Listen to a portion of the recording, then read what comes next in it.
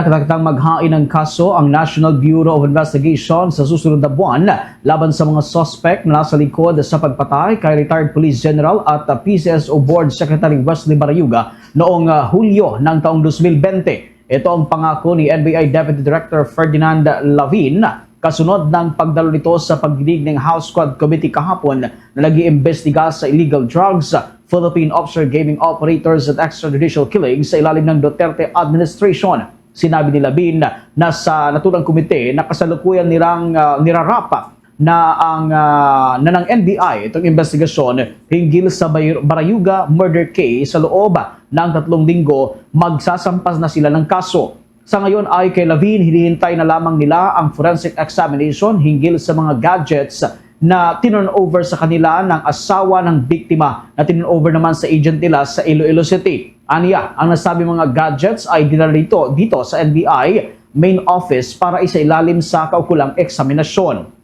Ang House Quad Committee ang nagbunyag sa kaso ni Barayuga, partikular sa mga taong nasa likod ng kaniyang asasinasyon. Kung maalala, si Police Lieutenant Colonel Santi Mendoza ay nabigay ng detalye sa Quad Committee kaugnay sa detalye sa pananambaang kay retired General Barayuga.